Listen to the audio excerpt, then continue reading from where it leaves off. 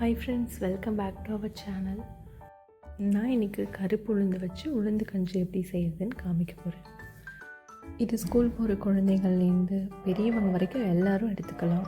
இடுப்பு வலி, கால் வலி இருக்கவங்க வாரத்துக்கு 2 முறை இது செஞ்சு சாப்பிட்டுங்க. நம்ம சேனல் ஃபஸ்ட் டைம் பார்க்குறவங்க சப்ஸ்கிரைப் பண்ணிவிட்டு பக்கத்தில் இருக்க பெல் ஐக்கான் கிளிக் பண்ணிக்கோங்க. அடுப்பில் கடாய் வச்சு சூடானதும் நான் ஒரு 200 கிராம் அளவுக்கு கருப்பு உளுத்தம்பருப்பு எடுத்திருக்கேன். இதை மீடியம் ஃப்ளேம்லேயே வச்சு நல்லா வறுத்து எடுத்துக்கோங்க. இந்த அளவு கலர் மாதிரி வரணும். இப்போ இதை ஆற விட்டு ஒரு மிக்ஸி ஜாரில் போட்டு பவுடரை அரைச்சி எடுத்துக்கோங்க. நான் ஒரு பாத்திரம் வச்சு கரெக்டாக 1/2 லிட்டர் அளவுக்கு தண்ணி ஊற்றுறேன். தண்ணி சூடாகிறதுக்குள்ளே நம்ம எடுத்து வச்சுருக்க மாவை ஒரு பவுலில் போட்டு கொஞ்சம் கொஞ்சமாக தண்ணி சேர்த்து மிக்ஸ் பண்ணிக்கோங்க. கட்டி இல்லாமல் கரைச்சிக்கோங்க. நான் கொஞ்சம் கொஞ்சமாக தண்ணி சேர்த்து நல்லா கட்டி இல்லாமல் கரைச்சிக்கிறேன். நீங்கள் பவுடராகவே ஸ்ட்ரைட்டாக அந்த பாத்திரத்தில் போடும்போது நிறைய கட்டிப்படும். அதுக்காக தான் நம்ம முன்னாடியே இந்த மாதிரி தண்ணி ஊற்றி கரைச்சி வச்சுக்கிறோம்.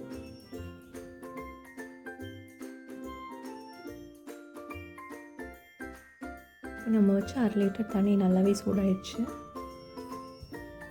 இது நல்லா சூடானதுக்கப்புறம் மாவும் தண்ணியும் மிக்ஸ் பண்ணி வச்சுருக்கோம்ல, அதை இதோடு சேர்த்துக்கிறோம். சேர்த்துட்டு கை விடாமல் மிக்ஸ் பண்ணிகிட்டே இருங்க. நம்ம மிக்ஸ் பண்ணாமல் விட்டோம்னா இது சீக்கிரம் கட்டியாகிடும், சாப்பிடும்போது நல்லா இருக்காது. அதனால் கலந்து விட்டுட்டே இருங்க. எனக்கு ஒரு 10 நிமிஷம் போல் கொதிச்சதுக்கப்புறம் இந்த கஞ்சி கொஞ்சம் திக்காக இருக்குது. அது கூட நான் நாட்டு சர்க்கரை ஒரு 4 ஸ்பூன் சேர்த்துக்கிறேன். நீங்கள் வெள்ளை சர்க்கரை கூட சேர்த்துக்கலாம்.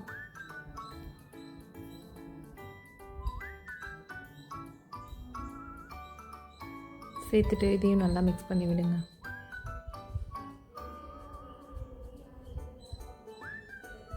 நாட்டு சர்க்கரை சேர்க்குறப்பவே நான் ஒரு 1/4 டீஸ்பூன் அளவுக்கு உப்பு சேர்த்துருக்கேன்.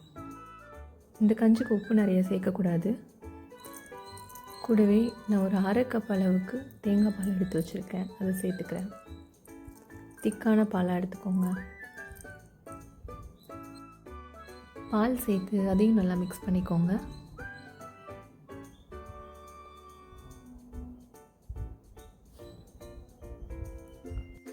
பால் சேர்த்த அப்புறம் நான் ஒரு 3 நிமிஷம் போல் மிக்ஸ் பண்ணி விட்டுருக்கேன்.